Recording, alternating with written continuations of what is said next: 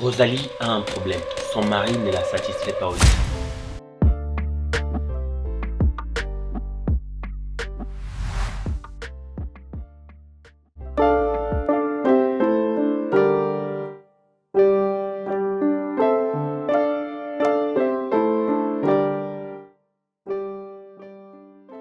Rosalie a rencontré Frédéric il y a de cela plusieurs années. Frédéric, c'est un jeune homme qui s'est très tôt lancé dans le business et il a réussi dans cela. Donc, il donne peu d'importance à sa vie de famille, que ce soit à son couple, que ce soit à sa famille même. Non, il ne donne pas trop d'importance. Tout ce qui l'importe, c'est pouvoir avoir beaucoup d'argent. Le problème avec Rosalie, c'est que Frédéric ne la satisfait pas.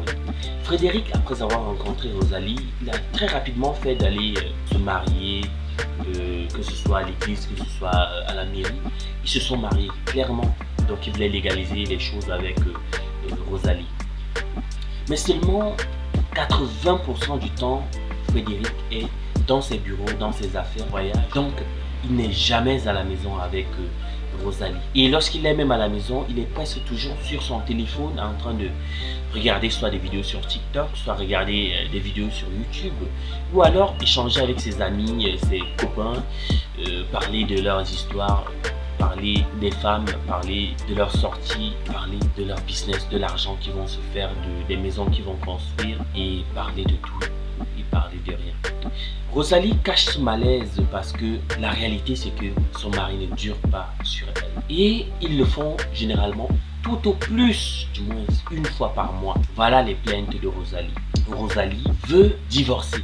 Frédéric s'occupe bien d'elle, que ce soit pour la maison, il lui donne assez d'argent pour entretenir la maison, donc manger, s'occuper d'elle-même, voilà, payer les domestiques, pour la voiture, gardien, voilà, et ses petits projets. Il pensait peut-être que le fait que Rosalie reste à la maison toute la journée et qu'elle n'ait rien à faire, c'est peut-être cela qui faisait en sorte qu'elle se sente malheureuse. Mais non, Rosalie cachait un bien sombre secret. Elle n'était pas satisfaite de son mari. Elle était à bout de souffle à un moment. Elle qui, avec ses copines, souvent, passe le temps à se raconter du moins les autres lui racontent ce qu'elles font avec leur mari, des positions, voilà, les durées, tout ce qu'ils font ensemble. Je vous fais ça entre parenthèses. Donc, Rosalie est donc malheureuse. Elle est malheureuse parce que son mari ne parvient pas à lui reproduire les mêmes choses à la maison. Elle est malheureuse parce que ses attentes ne sont pas comblées. Ses attentes ne sont pas comblées, pas que sexuellement. C'est aussi que monsieur n'est pas imaginaire. Si Rosalie pense par exemple qu'ils doivent faire une sortie, par exemple aller se prendre un week-end peut-être à la plage, rien que deux, monsieur trouvera toujours des raisons, il trouvera toujours des excuses, il trouvera toujours quelque chose à redire pour pouvoir annuler ce voyage-là. À un certain moment, Rosalie s'est posé la question, est-ce que monsieur mon mari n'est pas homosexuel? Vu qu'il passe la majeure partie de son temps avec ses amis au téléphone, ils font des appels vidéo, ils se font des appels vocaux, ils s'envoient des messages, ils s'envoient des textos. À se demander si monsieur mon mari n'est pas homosexuel. Lorsqu'il vient, il est avec elle pour qu'ils puissent aller ensemble, pour qu'il puisse remplir son devoir conjugal que lui-même il est allé signer à la mairie. Monsieur mon mari, monsieur, il faut un débat pour que monsieur puisse accepter d'accomplir son devoir. Et cela tout au plus, une fois par mois. Elle se demande, est-ce que c'est pas un problème biologique, physiologique, biochimique? On se pose toutes ces questions. Est-ce que ce sont des problèmes liés, c'est pas moi, peut-être il est perturbé dans son travail. Mais en réalité, lorsqu'il vient, il rentre à la maison, il y a la paix, tout va bien, il est bien accueilli, avec des repas consistants et copieux, avec une maison propre, une dame charmante, bien maquillée, bien parfumée, qui l'accueille avec des câlins et des bisous, qui porte son sac jusqu'à la maison. Ils sont à deux pour la majeure partie du temps.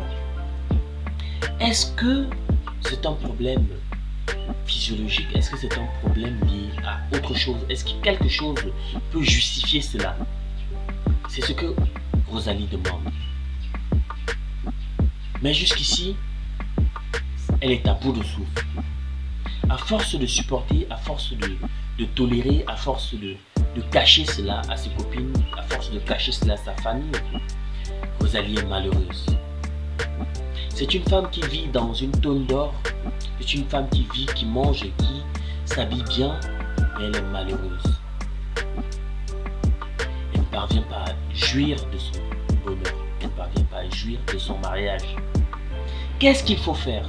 Parce que là, l'option qu'elle a sur la main, c'est soit tromper son mari, soit divorcer pour pouvoir se mettre avec une personne qui pourra la mettre bien.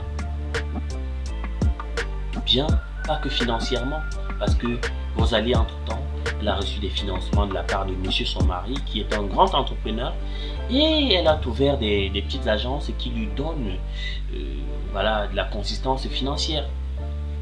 Donc, l'argent n'est pas un problème pour elle. Faudrait-il donc qu'elle soit elle trompe monsieur son mari, soit elle divorce. C'est le gros dilemme qui est devant nous aujourd'hui. Ou alors il faut en parler à sa famille pour lui donner des conseils. Il faut en parler à qui? À sa famille, à ses amis, à qui est-ce qu'il faudrait parler? Parce qu'elle s'est déjà plainte chez son mari à moult de reprises, mais rien ne change. Monsieur son mari est catégorique. Une fois tout au plus par mois, et après des plaintes, des supplications et autres. Rosalie est à bout de souffle. Rosalie, les nerfs peuvent claquer, les hormones sont au bord de l'implosion.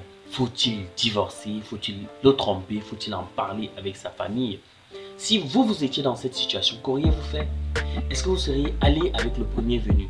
Quand on sait que parfois le premier venu c'est le chauffeur, parfois le premier venu c'est le gardien, qui, voilà, si vous lui proposez de grosses sommes d'argent, il ne se fera pas réellement supplier. Il vous donnera en quantité exponentielle ce que vous recherchez en quantité minimale. Vous voyez? Qu'est-ce qu'il faut faire? Est-ce que c'est tromper Frédéric? Est-ce qu'il faut en parler à sa famille avec le risque aussi de baisser le respect qu'ils ont pour Frédéric? Parce que dans sa famille, Frédéric est respecté comme un dieu. C'est lui qui subvient au bonheur de sa famille.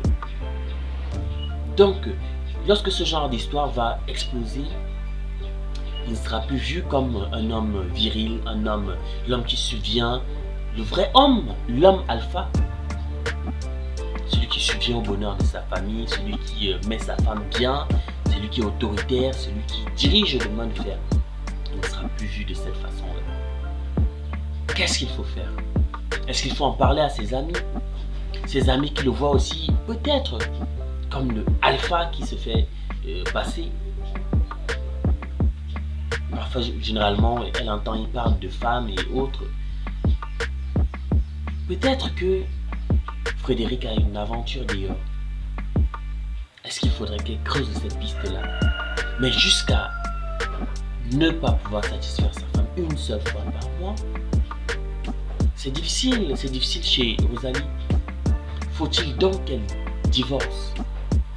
Parce que monsieur, clairement, n'accomplit pas son devoir conjugal. Faut-il qu'elle le trompe? Parce que le foyer, ce n'est pas un camp de détention où voilà, on ne vit que du malheur, où on mange, où on est nourri, on est logé, mais dans lesquels on ne peut pas exprimer sa joie d'une certaine façon. Faut-il donc qu'elle aille le dire à sa famille, avec le risque qu'il perde la face devant ses frères, ses sœurs et devant sa famille? Que faut-il qu'elle fasse? J'attends réellement vos avis dans la section commentaires ici. Jusqu'ici, vous ne vous êtes toujours pas abonné à ma chaîne.